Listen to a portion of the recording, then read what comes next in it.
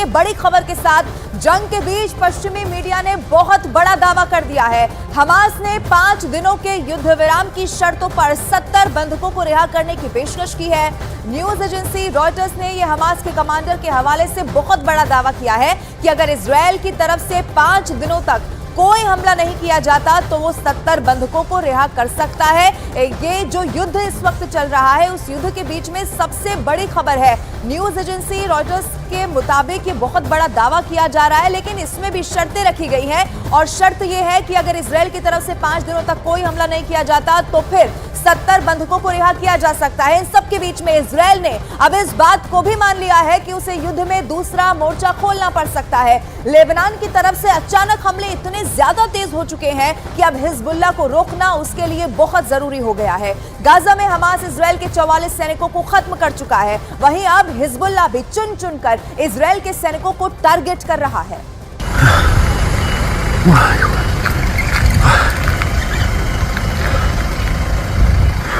ये गाजा नहीं है, ये हमास भी नहीं है, ये है उत्तरी इजरायल। लेबनान से लगे हुए इस इलाके में जैसे जहन्नुम की आग जल रही है। इजरायल अब लेबनान को गाजा बनाने की तैयारी में जुट गया है, क्योंकि हिजबुल्लाह ने इस हमले को अंजाम दिया है। इजरायल और लेबनान बॉर्डर पर हुआ यह हमला एंटी टैंक मिसाइल से किया गया है। दावा किया जा रहा है कि इस हमले में इजरायल के कई सैनिक बुरी तरह घायल हुए हैं। अगर ये हमला बड़ा लगा तो इस अटैक को देखिए। हिजबुल्लाह के लड़ाके रमीम बैरक के पास एंटी टैंक मिसाइल फायर करते हैं और फिर होता है ये धमाका।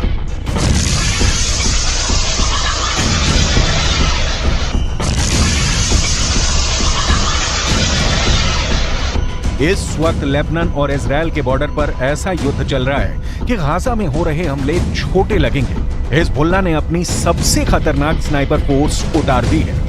हिजबुल्लाह ने अपने एंटी टैंक दस्तों को इजरायल की पोस्ट पर लगातार हमलों का ऑर्डर जारी किया है।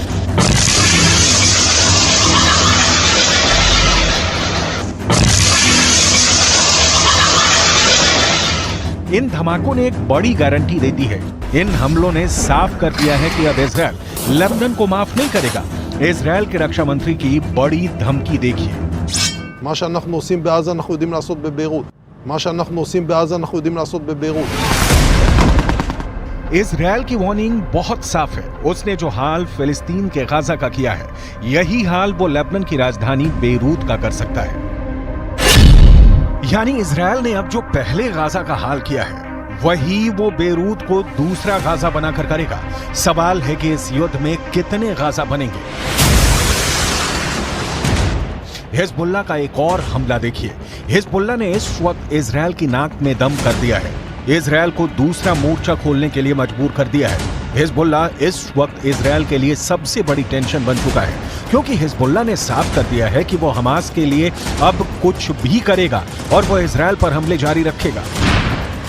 شهدنا في الأيام القليلة الماضية موجة جديدة من التهديدات من نتنياهو، من جالنت، من جانيتس، من آخرين باتجاه لبنان، وسببه هو ارتفاع مستوى القلق باتجاه ما يجري في هذه الجبهة وارتقائها كما ونوعا وعمقا.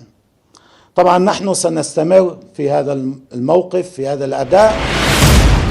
ये लेबनान और इजरायल के बॉर्डर पर यारून इलाका है। यहाँ उठता धुआं इजरायल की बमबारी का नतीजा है। हिजबुल्लाह के अटैक के बाद इजरायल लगातार दक्षिणी लेबनान पर बमबारी कर रहा है। इसीलिए डर है कि अब इजरायल बेरूत को दूसरा गाजा बना सकता है। हिजबुल्लाह के महासचिव हसन नसरल्लाह ने अपने भाषण में ऐसी बातें कही हैं कि इससे साफ है कि इजरायल और फिलिस्तीन के बीच चल रही जंग लंबी चलेगी। खतरा है कि इसमें 10 गुना ज्यादा मौतें होंगी।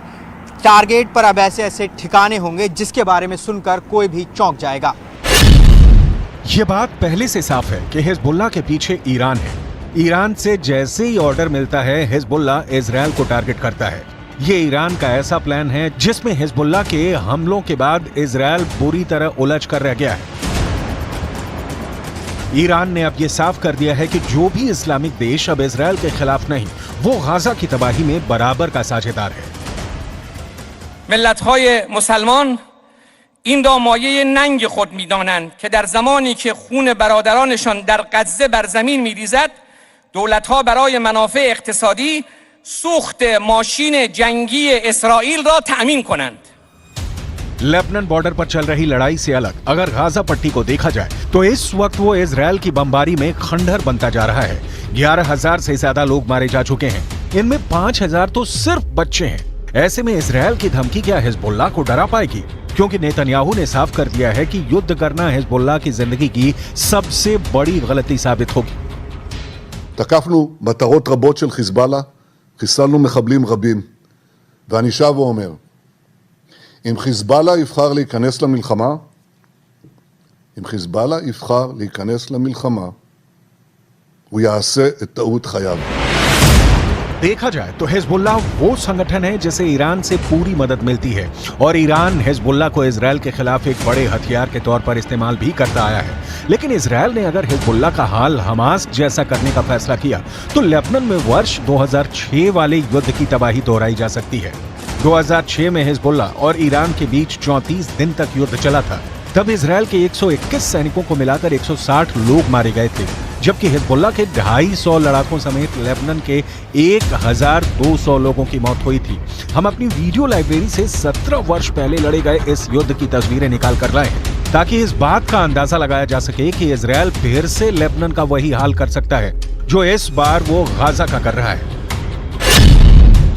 इसलिए हिजबुल्लाह को नेतन्याहू की धमकी को बहुत गंभीरता से लेना होगा, क्योंकि इजरायल अब बेरूत को दूसरा गाजा बना देगा। ये वो साफ साफ कह रहा है।